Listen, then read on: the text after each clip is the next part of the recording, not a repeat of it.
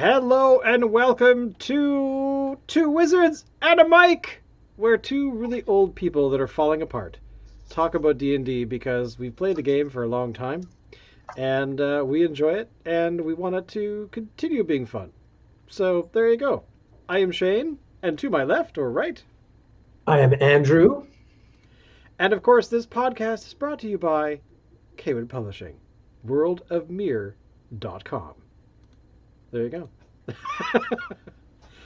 So, give us the latest update. I need to know more about the Kickstarter and the book that's just come out.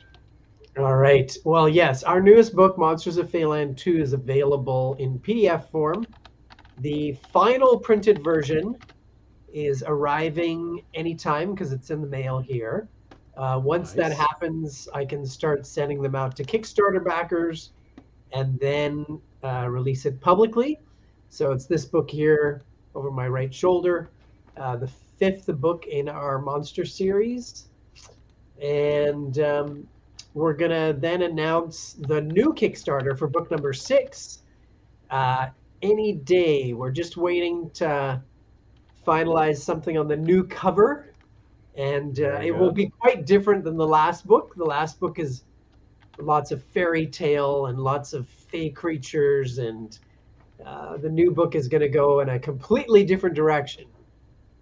Excellent. And actually, I'm not going to bring it up. I was just going to say, you're going to feature the orc licensing or the other thing or the other one that's over there, or none of that playing out. Right now, we're going to completely do our own thing. Orc's not ready. I'm not sure if we would. We'll look to see what it looks like. I just heard, actually, I was just listening to another show that they are also going to have a morality clause. So, yeah, if there's Wow. anything like that, we're not interested because that's just virtue signaling. I don't know if this is true. I just heard this quickly, but it's gaslighting, virtue signaling, totally unnecessary.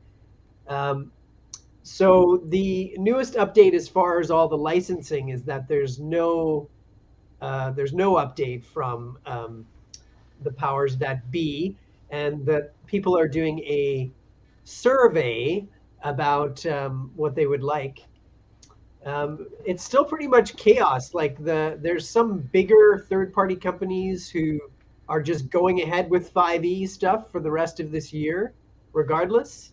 Yeah. And then there's a lot of people who are waiting, and some people who've like completely shelved projects because they're, you know, understandably concerned about where things are. Um, we're going to our plan B, going system agnostic, so the products will be for any RPG, Right. and we're actually going to have our own logo, basically saying that this is for any system, and that's actually what I'm waiting for, is for that logo to go on the cover. Um, yeah, Well, I mean, it's so sad. I keep seeing groups of people screaming that D&D is on fire, it's going down, blah blah blah. But at the end of the day, uh, I mean, really, it's not required. People can play tabletop stuff in any which way they want. yeah. It's not like Wizards of the Coast is going to start bashing down people's doors. But you never. Yeah, shh, are they coming now? Um, but it's like we always say, it's just a game, and I understand that they're a company, and their parent company would like to make a bit more cash, even though they just didn't they do like $1 billion just Yeah. with Wizards. No, So, no, not with. I think a lot of that is Magic the Gathering money. I think oh, they of did course, right, right, 1 million right. last year with Magic the Gathering, with their whole company.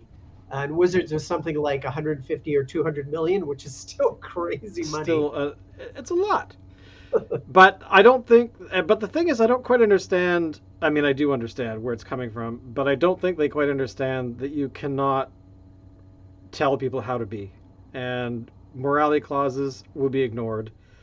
Because are you going to litigate against every single like thousands upon thousands upon thousands of people playing the game that, or making material for the game that you deem is not acceptable. Well, it's You beyond know. that because the new version they showed, the last version has conduct included.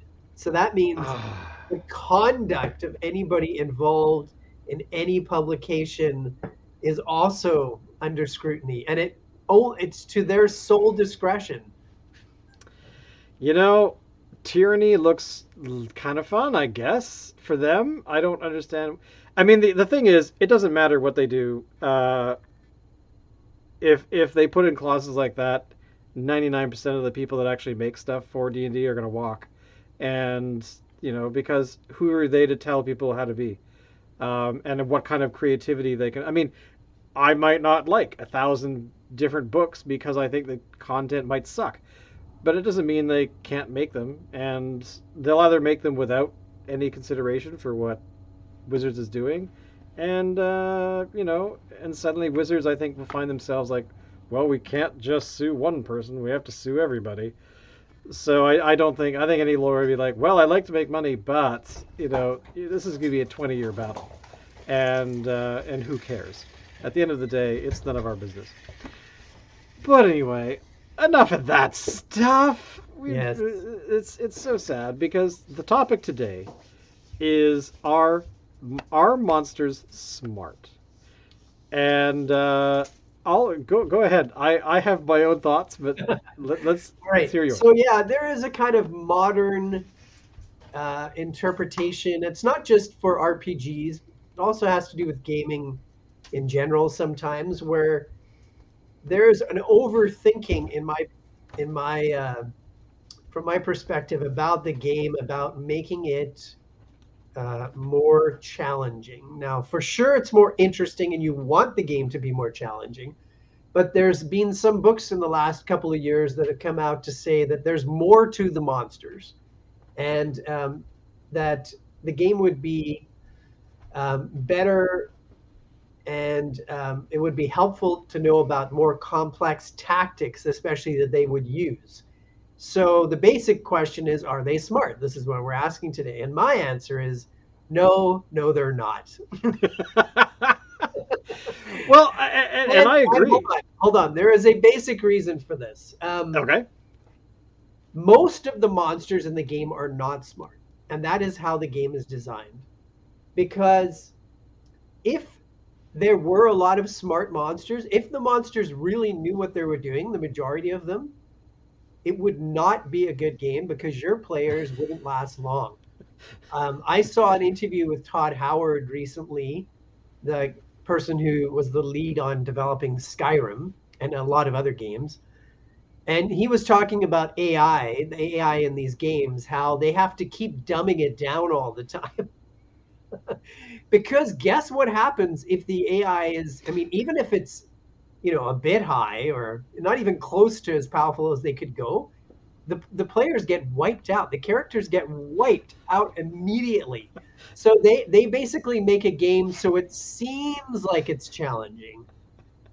It seems like it is, but do the monsters know what they're doing? Not really. And most of D&D, that's the case. And in my opinion, this is just another example of overthinking the game, intellectualizing the game, and that's my stance. That the majority, by far, in the game are not smart. They have no idea what they're doing. Well, and that's the thing, right? Is that all of these, if you look at the breadth of creatures and in the game, you're going to find tons of them that are kind of dumb. But at one level, you're looking at them going, well, okay, well that creature, sure. I mean, it could be cunning, I suppose, if it's like an ambush predator or something. But beyond that, it's not like they're sitting there going, all right, so the calculations that I'm going to be doing, so I'm going to jump from that tree onto that guy over there. I need to, I got to calculate wind resistance and what's the temperature? Okay, like none of that is in play, and that's what I like about about the creatures in the game, is that you can count on them to be dumb, but at the same time, it doesn't make them any less dangerous or challenging to defeat. Uh, you know, you if you run into a vampire, for example, okay, it's gonna be smart because it used to be human or used to be an elf, used to be whatever that had intelligence, and vampires are kind of a bit more intelligent than that.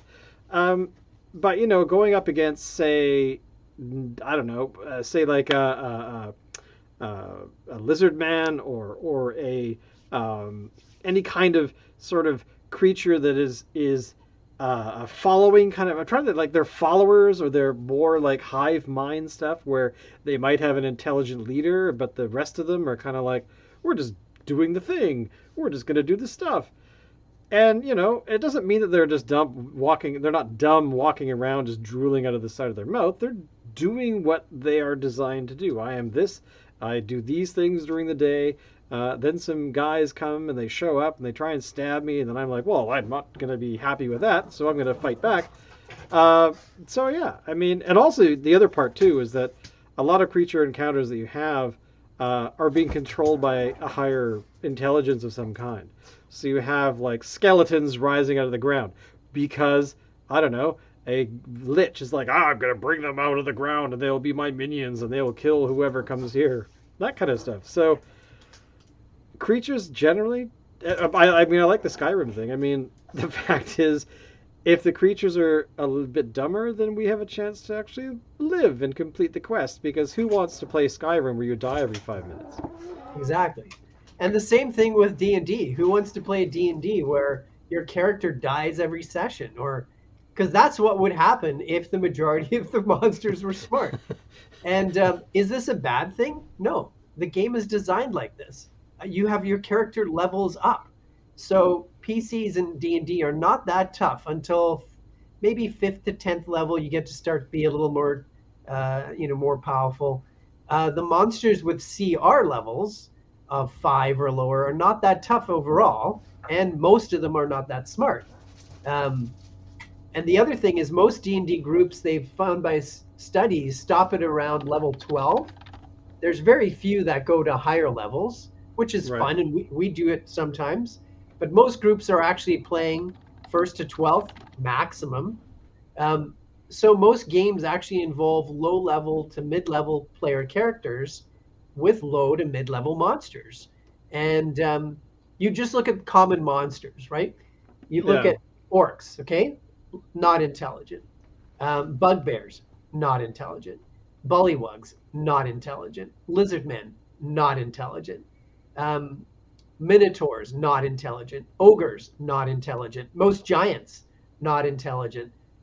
Beasts, constructs, undead, oozes, almost entirely unintelligent. Goblins, average intelligence.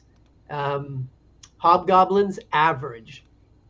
And lycanthropes, average to low.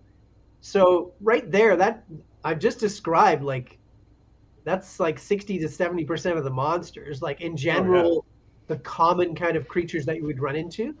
And most are not intelligent. We're talking, you know, usually 8 or below in intelligence. And there's a few of the common ones that are around 9 or 10.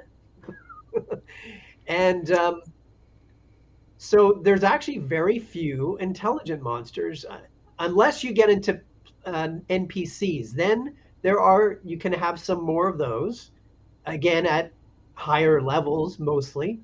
But Hmm. vampires, that's a CR 13 in 5th edition, pretty high level for most of your player characters to deal with. Powerful demons who are very high CR. Same with devils, some. Most dragons are smart, but again, you're talking ancient dragons, Yeah. which you're talking like level like CR 16 to 20. And then beholders, mind flayers, arc fae, all again really high level. And yes, they're in the game. And yes, the players sometimes run into them. But most of the time, you have creatures that are not going to be smart enough to really know all of the options they have. So what does that mean? So that means that they might not run away from fights when they should. Yeah. Okay.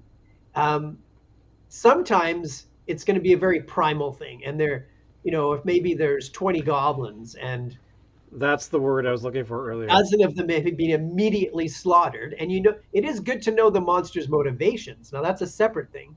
So Yeah. goblins are cowards. Orcs, probably if 12 of them died, they're probably just going to keep fighting. Yeah. Because they have an honor code to a certain degree, and they're militaristic. Hobgoblins too, but goblins are a little brighter, and um, they are cowards. So if a whole bunch of them get killed right away, probably a whole bunch the rest will run away, or even bargain to try to save themselves. So because the monsters aren't as smart in general, not as many are going to run away most of the time. And again, here's another thing about the game design, about how this breaks the game if all the creatures are smart. Um, yes, it makes sense that you wouldn't always want it to be in like close combat, but that's a smart thing. So in the game, you want to have the characters actually interacting with the creatures, whether it's combat or not. If every time Yeah. the monsters were so smart that they knew they'd have to be careful and cautious, you're not going to have that interaction again, which you need for there to be a game. Well, So, exactly. It's so just it's. one thing Oh yeah, no, quickly. good. So that basically, again, they wouldn't run away. They might not be smart enough. One of the big things is they might not check to see if the player character is actually dead. Okay, which is a Right. huge bonus for the party, and that saves the party many times and saves characters many times, because only a very bright monster is going to go and double check, um, for most of the time. There's also, the idea, in all the movies, especially back in the day, if James Bond or whatever, he takes out a whole bunch of the enemy minions, and he just leaves their weapons and just keeps running. Well, that's the kind of thing that makes sense for most monsters, that they wouldn't be smart enough to pick up some really cool magic item or weapon. Um, and also, their traps might be quite simple, where the really intelligent monsters are going to have complicated traps. And the creatures might also decide not just to run away, but to decide, I think actually I could take these guys, but maybe this is not really the right time. I have a way to escape. Let's do this again. Well, I mean that comes back to the whole primal thing. Like when you said it was about primal, I just well, of course, like most of these creatures are going to be operating in a way where they are just out there to. If you think about it being an organic environment, an organic world, they're going to be doing whatever organically they're going to be doing. They wake up in the Mhm. morning, they need to eat, they need to go to the bathroom, they need to do one of those things, which most of the time we don't really talk about in D&D, but because we take it for granted that these creatures are there for a reason. Um, and it's not like, you suddenly have an adventure where you're walking around and gee, we just ran into like one of those large eyeballs that float. We managed to kill it, but what is this other one over here for? Like there's no reason to have that because those creatures have a certain way to behave. They have a certain frequency of being in the world, and everything else is pretty much just trying to live. And they're not going to take kindly to a bunch of adventurers walking through their front door and being like, hey, we're here to do this saving this character, or this treasure needs to be recovered, or whatever. It doesn't matter to them. They're just like, hey, I was sleeping over there. That's my bedroom, and you're just walking in here like a bunch of jerks, and we're gonna fight you. And yeah, and most of the time, how many times do you really think you're gonna run away? Like the adventurers can run away, kind of. High level creatures that are quite magical generally tend to be like, well, I've been injured, so I'm out. Yeah. Um, but general speak, like if the doubt trout just suddenly decided, you know, I'm gonna just take the rest of the day off. Like that's not gonna happen. It's a fish, and if you want to razzle the fish, then sure, it's gonna razzle you back. and it's not going to live long enough to make any decisions to do anything except just survive. So yeah, that whole primal essence of what these creatures are doing uh, in their daily lives, uh, I think is actually completely neglected and ignored most of the time. So yeah, Yeah, and the fact that they're not that bright and they don't really know what they're doing too is another reason why this idea of always role playing or having conversations with these monsters instead is not realistic. I mean, sure, you can no, have a game like that, but if the whole game is that, um, that there's a reason why there's stat blocks with the creatures. There's a reason why good stories have some action. exactly. Now, there are times where you can craft a great story where there's not tons of action. Like I don't know if you've seen this movie Moon. Oh yeah, yeah, So incredibly slow moving, but incredible story. And then the movie Lost in Translation, yeah, another movie that moves really slowly, but is a fantastic story. But those kind of things to do, especially in a game too, are challenging. And I don't think a lot of DMs could do that. Most of the time, you're going to have more action. And in that action kind of world where the players in the game need to interact with the monsters, these simple monsters are not going to be having long conversations about, hey, what are you doing here? Like you said, why'd you wake me up in the morning? Why are you trespassing? Like it's going to be quite straightforward, and yeah, that's good because the game is designed like that. The game is not designed to have highly complex, intricate um, battles and all the time and every yeah, session, and also for the players that would be exhausting, DM and player. Um, the idea is to have some smaller interactions and fights, and then you have the big battle or where the action is resolved, this big climax, and usually each adventure will have that, and then your campaign will have another level of that. But to have that kind of balance in the game, um, you need to have these lower level, mid level encounters, yeah. and these are not ones where the creatures have a lot of complexity, and that's fine. And the game needs that. It's like they're like I think the one thing that I always compare D&D to is like that of a screenplay, where an average 90-minute, 120-minute film really needs to have something happen like every 10 minutes or so, Mhm. where it doesn't have to be big, but it needs to move the story forward. Because otherwise, you'll have like movies that are 90 minutes of people just sitting around talking, which is kind of like Kevin Smith's movies a lot of the time. A lot of dialogue. Now, granted, people are generally invested in the characters he's creating because he knows who his audience is. But ultimately, yeah, stuff has to move forward. You can't just sit around and talk. And I mean, even from uh, like a bugbear, you walk into a bugbear's home. The bugbear's like, "What the hell? I'm gonna kill you. Get out of here."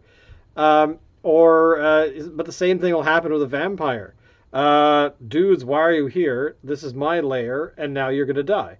Like it's it's sure you might be able to stretch that out a little bit, being like, I'm really sorry. I apologize for I didn't realize this was your home. I'll just leave. Where a bugbear's not going to care, and a vampire might be intelligent enough to say, okay, I understand that it's a mistake on your part, but I'm still going to kill you. So, stuff is still going to happen. Encounters are still going to, play out. Mhm. And I think, could you imagine like a gelatinous cube with like a huge intelligence? Like that would be the most dangerous creature on in the game. Like, it's a stealth hunter, which mostly is just by accident. It's basically just hanging around until you walk into it, and suddenly you're in a in a cube. But still, Mhm. I just think that would be kind of funny. An entire campaign where it's gelatinous cubes with like 25 intelligence. Right. Well, think of the orc archetype too, where a lot of people these days get confused about the orc, about how it's an archetype. It's not this Yeah, humanoid race that you need to know every detail about. It's an archetype of evil. It's not a human version of something. So exactly. imagine if the orcs were really bright. They're not really bright. Imagine if they were. They're physically much stronger. They're very aggressive, hostile, militaristic.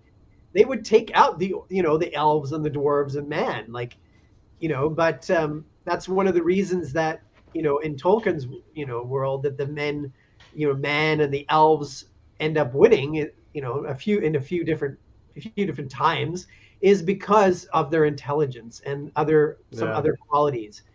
Um, yeah, it doesn't mean that you can't have interesting tactical battles, and it doesn't mean that some of these groups can try to do some interesting things in combat. Um, it just means that it helps to know the motivation of the creature and their intelligence level about how complex that's going to be. I mean, you Yeah. could have. I mean, there's still ambushes, right? Even simple creatures um, can set up a certain kind of ambush, right? You're just surprising someone.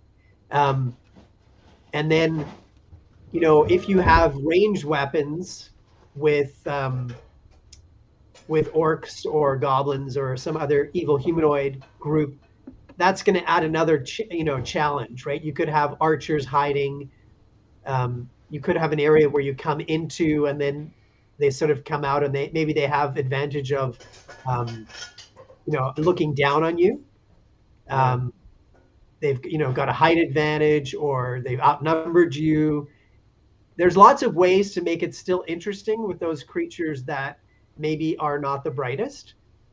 There's still other ways that you can make these interesting battles, and a lot of times one of the things I use is the terrain. Yeah. So even if the monsters aren't super intelligent, the terrain can give another level of challenge. And sometimes that helps. You can have it so it helps the party. I mean, there's rocks that the goblins or orcs and the heroes can hide behind too, or trees. So that tactical side of it, you don't have to. It's not that that isn't part of the game, or is it that you can't add that. It's just the level of complexity there's going to be a limit to it. Yeah, exactly. Because there's going to be all kinds of. I mean, as you pointed out, the simplest kind of encounter would be like, what are the creatures that sit on the top of caves and they drop down like Uh, arrows? Piercers. Piercers, yeah. They are very dumb, not that smart, but they are ambush predators essentially, where they're sitting there in their environment and you come walking along and suddenly they're on top of Yeah. you. It's like that doesn't take a lot of intelligence to pull off. So, yeah, I mean, the tactics are important, but don't rely on the creatures having too much of a tactic. I mean, maybe Right.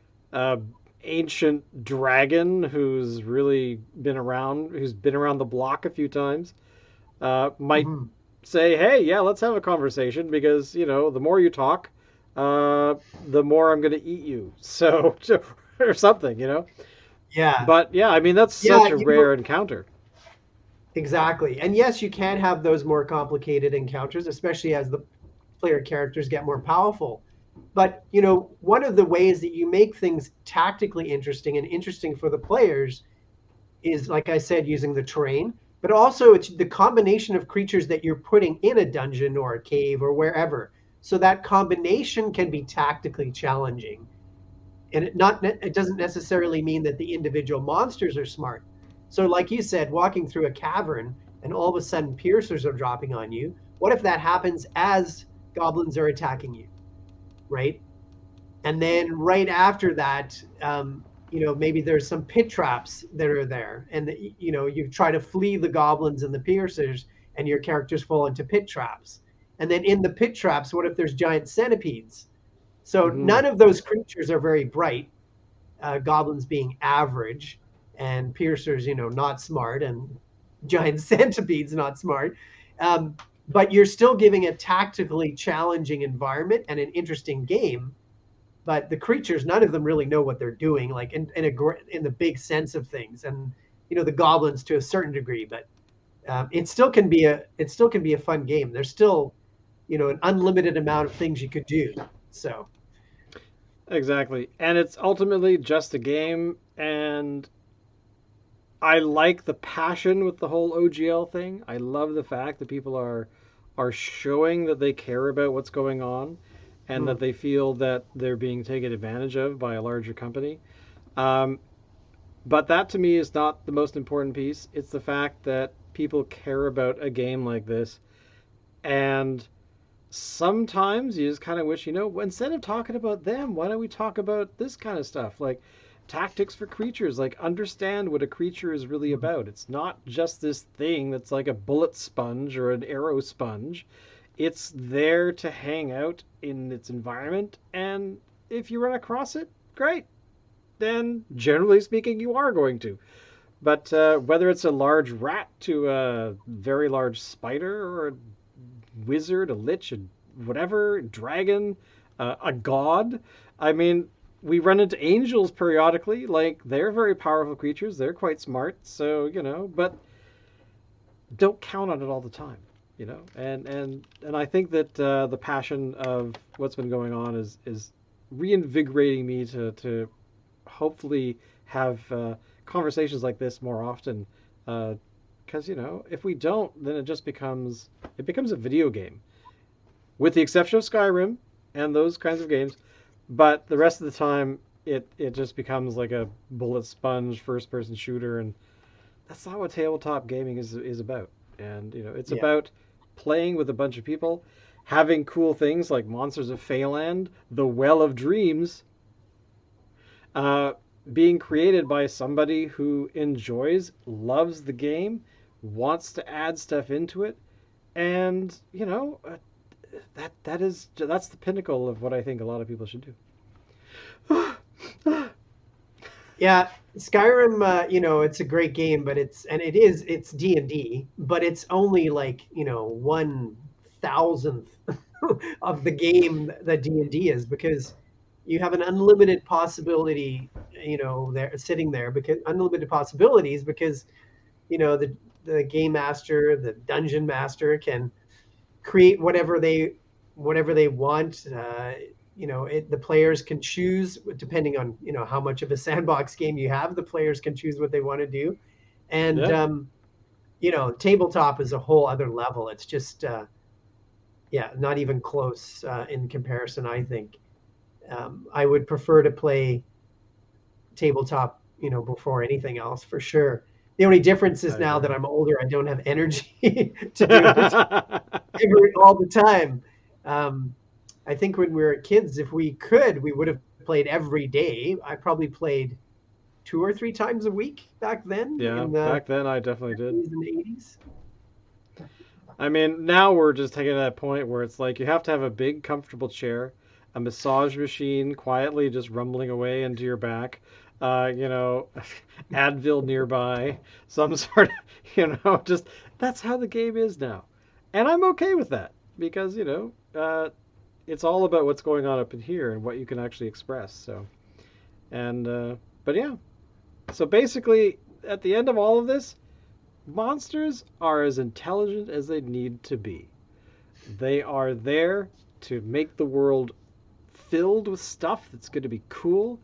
And if your DM wants to have like 25-minute conversations with a giant ooze, then sure, why not?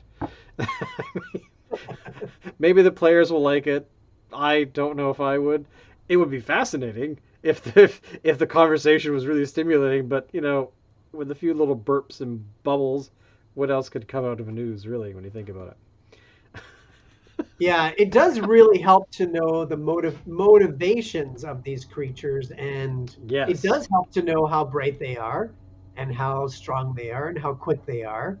Uh, these things are all really important. If you know the motivations of the monsters and your NPCs as the dungeon master, you don't really need to know anything else. Um, exactly. if you have that, you have a game, because then you're just going to react to what the players do once you've understood. You have that vision of what the story is, and the key part of that story is the motivations for these creatures, so that no matter what the player characters do, no matter what the players do, what Hmm. how your story is going to adjust, and how the NPCs and the creatures, what they're going to do. And that doesn't have to do with how smart they are. Um, No, not at all. Motivation is a whole other level, and it can have to do with it if if you do have some very powerful creatures, or mid to upper range creatures. But no, it's fake news to say that the creatures know what they're doing, and make it more strategic, make it more tactically interesting and challenging. No, because then every time you play, you're going to have a TPK, because the DM, if they want, they could always wipe out the party if they want, and Oh, that's not the totally. point. It's to make it challenging enough so that's interesting and it's difficult, but it's not a TPK every session. Um, Because that would just suck. Like, they- well, just a final note on that for me is that I remember playing with a group where our characters were dying all the time. Like every second session, your character would be killed off by something. And I remember telling the DM at that point, I'm like, dude, can my character know something about what's going on? Because we've been playing for 6 or 7 sessions and we don't even know what's going on. We just know there are zombies and there's a lot of them, but we'd have no idea why. And it just is like, and I've died 3 times now, and I'm really bored. Like I know you're getting your willies by whatever story you have in your head, but you're not feeding us anything. Mhm. And I've been 3 different characters now. I'm gonna roll a fourth, and I don't really want to. Because it just ceases to be fun. So Yeah, yeah. yeah, you definitely got to keep things moving, and make it challenging, but not too much. Um, I know one time the one thing I learned was, even if you have this super intricate plot you think is really cool, you want to make sure that you're giving enough of that information out. One time it was just too slow. The information was coming out too slow. And yeah, I ended up actually taking that story and writing an adventure, which is on DM's Guild now for it. And I love the idea, but I just was taking too long to get to the point. Yeah, so sometimes your dungeon master isn't that smart. Well, not everyone can have a rock and roll day every day. So, That's right. That's right. Yeah. But on that note, um, what any final words about creatures, monsters, or about the book or anything? Well, the one thing I would say is that we actually have made quite a few intelligent creatures, but I wouldn't have those up against the party until they're ready for it. And it doesn't mean because a creature is not that intelligent, doesn't mean that it's not an interesting or great character or monster. Mhm. Like the Doubt Trout is a wonderful creature and surprisingly popular, and it doesn't have a lot going on inside. Um, Yeah. as well as our popular Echo Gecko too. It's not the sharpest tool in the underworld shed, but people enjoy him. Um, we can't all be as smart as the Frogwitch. True. So yeah, we've made quite a few like that, and the new book, actually, the sixth book that'll be going to Kickstarter next month, we should announce shortly. We are going to have many more low-level creatures because we haven't really focused on that very much. We have had a bunch, but we haven't really, really focused on that area, which I think is the area that is probably lacking the most in the core game. Right. In that there's not a lot of very interesting low-level creatures. Like I think like giant rats are never get old. Wolves never get old, I think. Um, but having a giant centipede all the time, or like a cat or a dog or frog, I think some of the creatures that are listed like at level 0 and level 1/8 are not, it's not high challenge level. Um, like I'll just look at the list really quickly here. So level 0. So challenge rating 0. Okay. Okay. Awakened shrub. So yeah, you might want to not. That's not going to be a winner all the time. Baboon. Yeah, Yeah. that's not bad. Badger, yeah. Again, I don't think I'm going to have one of those around all the time. Bats are cool. Cat maybe is not too bad actually. Crab, yeah, that's not going to come up a lot. Um, Deer, eagle, goat, hawk, hyena, lizard, um, seahorse. I think you see my point that the game could use some more interesting creatures at low levels, and they don't have to be smart. They just have to be a good creature, a good, interesting character. So we're gonna Exactly. have They need more to of be those. interesting. We're gonna have more of those in the new book that's gonna come. We'll still have mid and high level, but we're gonna have a bunch of low level ones that because Nice. that's what so many parties, you know, um, that's the most common level for sure.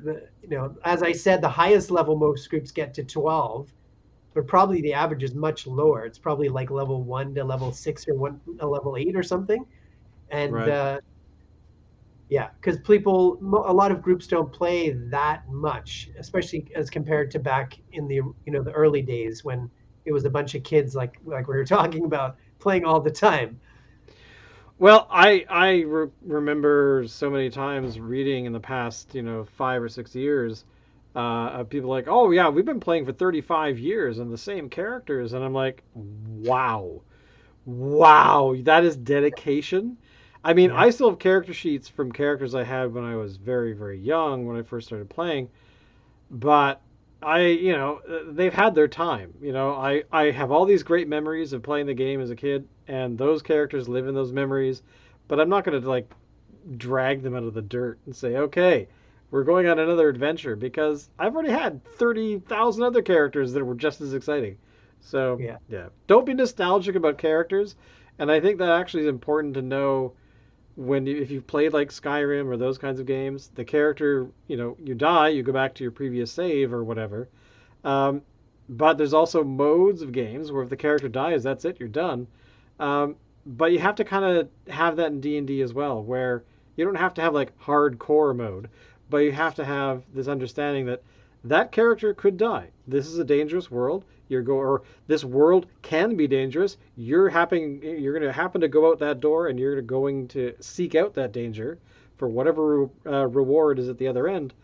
Um, but don't forget your backup character, because as I've found so many times, oh, you mean I'm dead? Oh crap. Okay. Let me get my dice, and I'll just roll something else up. But yeah, it's so fun though. It's so fun having. I love creating characters. It's one of my favorite parts because you really have to dig deep for that creativity. But and I guess we need to have more creativity into the types of creatures that we're having at lower levels. So there you go. hmm Note to check back on this channel when the announcement comes. But thank you all for watching. Thank you all for listening. We will be back next week, and don't forget to subscribe and do all the fun things down below here, because otherwise you'll never know when we're doing stuff. So we hope you've enjoyed what we do, because we enjoy doing it, and we thank you all for those who are hanging around with us every so often. So thank you, and I'll see you guys next time. later.